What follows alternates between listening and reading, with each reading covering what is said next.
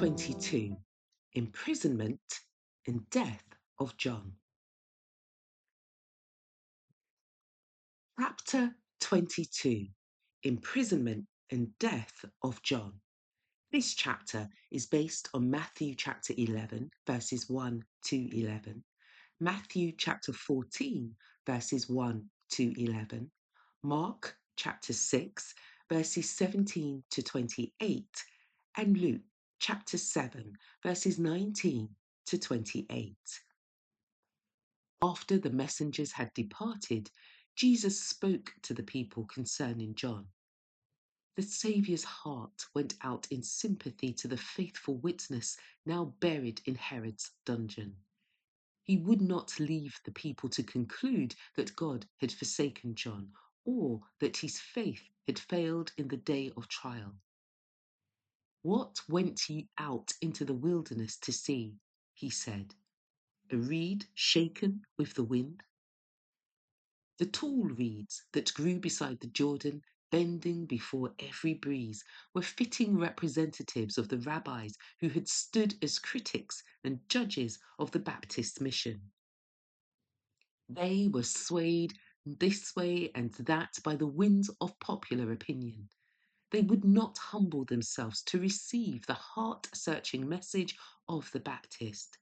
Yet, for fear of the people, they dared not openly oppose his work.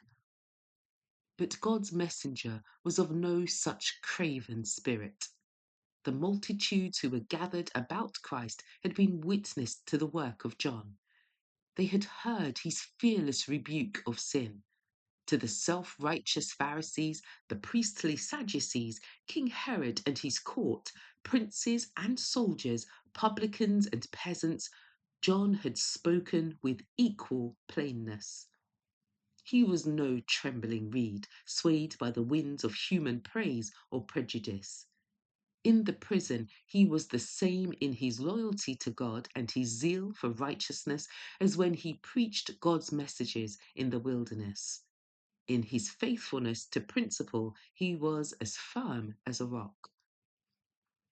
Jesus continued, But what went ye out for to see? A man clothed in soft raiment? Behold, they which are gorgeously apparelled and live delicately are in the king's courts. John had been called to reprove the sins and excesses of his time, and plain dress and self-denying life were in harmony with the character of his mission. Rich apparel and the luxuries of this life are not the portion of God's servants, but of those who live in king's courts, the rulers of this world, to whom pertain its power and its riches. Jesus wished to direct attention to the contrast between the clothing of John and that worn by the priests and rulers. These officials arrayed themselves in rich robes and costly ornaments. They loved display and hoped to dazzle the people and thus command greater consideration.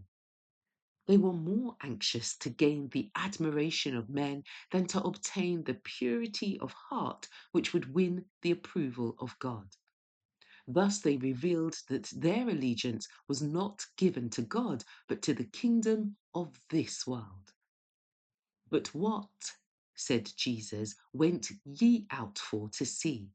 A prophet?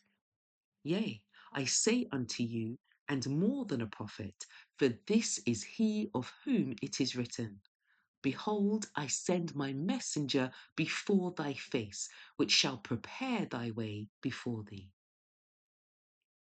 Verily I say unto you, among them that are born of women, there hath not risen a greater than John the Baptist.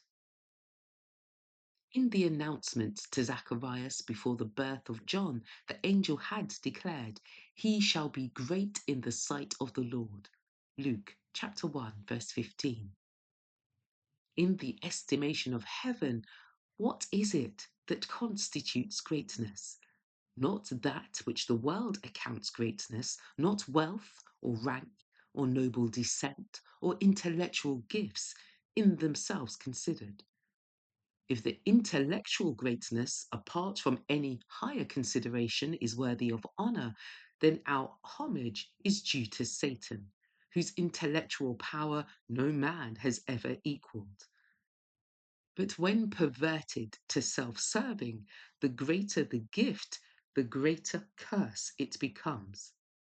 It is moral worth that God values. Love and purity are the attributes he prizes most.